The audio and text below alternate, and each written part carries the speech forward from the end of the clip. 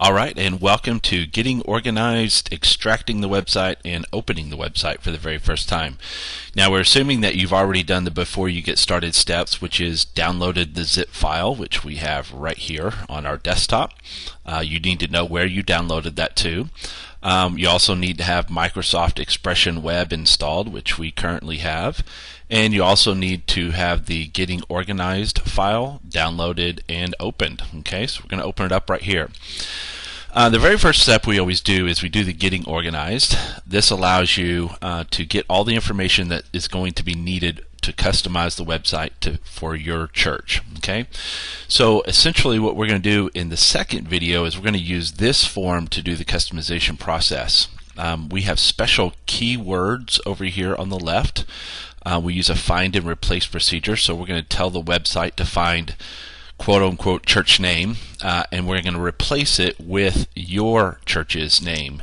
And then right over here, this indicates how many times that procedure should take place. So the word church name is found in the website 47 times, and so as we go through the second video I'll show you about that, but this is just to verify that it was able to find everything and put your church's information. So let's begin. The very first thing obviously is put in the name of your church. So my church, I will put it in.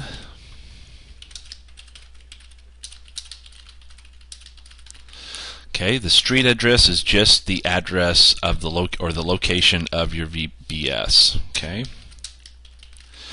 and how you type it in here is going to be exactly how it appears on the website. Okay, so we're going to go through and complete all of this. So we put in the city name, the state. You can type out Arizona, or you can type out your full state name, or you can just put the two-letter code, whatever works best for you.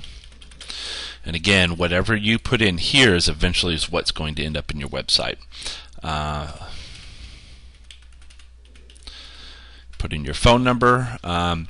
This next one is the church email. This one is very important. This is the email address that everything is going to be sent to from the website. So when somebody submits a registration, either as a student or a volunteer, or somebody inquires, has a question about the VBS, this is the email address that it's going to be sent to. So be sure you know who's going to get that. So in our case, we have a general account that we use that goes straight to our office person, and then they handle the registration from there. So be sure that you have a good idea of where you want all of these registrations to go to.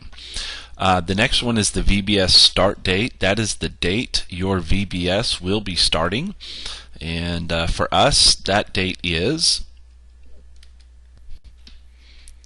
July 13th, 2015 for this year.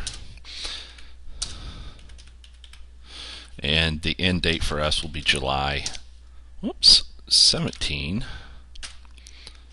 2015. Let me fix this right here. Put a comma in the wrong place. The VBS start time, this is the day your VBS starts each day. For us, that starts at 8 a.m. and I do recommend that you put in AM or PM, whatever your times are, and ours ends at 12 noon. The VBS start age, this is the earliest, the youngest that someone can come to your VBS. This might be an age, this might be a grade, so on. So for us, you have to be at least 3 years old and potty trained. Again, this is how it's going to show up on the website. The end age for us is 5th grade. Okay, and then the cost information. It might be free for you, it might be $20 for us. We do $15 per student, and then we have a $30 max per family. So if you have 4 kids, it's still just going to cost you $30. So again, this is the very first step that you must complete, is just get all of your information about your VBS into this file. Okay, I'm going to minimize this for now. The next thing we need to do is we need to extract the website. So you should already have the zip file downloaded.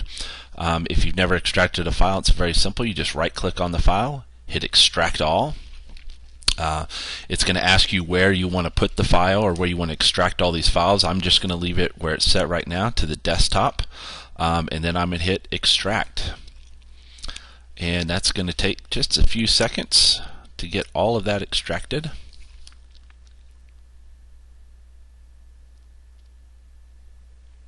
And you can see right down here it's created a folder. It's extracting all of the files to this folder right here, which is on the desktop. Again, you need to know where the files are being extracted to, because we're going to need to know that in the very next step, which is opening up the website for the first time. Okay, so now we've filled out our form. We have extracted all of the files. So the very next step is let's open the website. Okay, so we're going to click on your start and then find Microsoft Expression Web, however you need to do that, and go ahead and open up that program. Once you're in Expression Web, yours may look a little different than mine right now, but what you're going to do is you're going to click on Site, and then you're going to click on Open Site. From there, you want to click on Browse, and for me, my website is on the desktop, so I'm going to click on the desktop. And you can see right here, here is the folder that I extracted. So I'm going to double click on that, and then I'm going to see a subfolder that says SunSpark Labs. That's where the actual website is contained. For this example, I'm using SunSpark Labs. So I'm going to double click on that.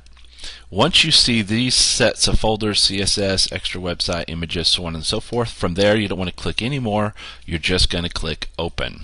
Okay. It is going to want to add this website to your list of websites. So for me, I'm just going to put demo here so I know which website this is. But you can just name it here. So when you go to open the website later, you can just go to Site, Open Site, and then you'll see your list down here. You can see I have several that I've done already. So click Open once you've got the website, and it should look something like this. Okay, and then that is it. That's all you need to do. That is the very first step. Congratulations, it's time to move on to step number 2. We're actually going to go in and start customizing the website.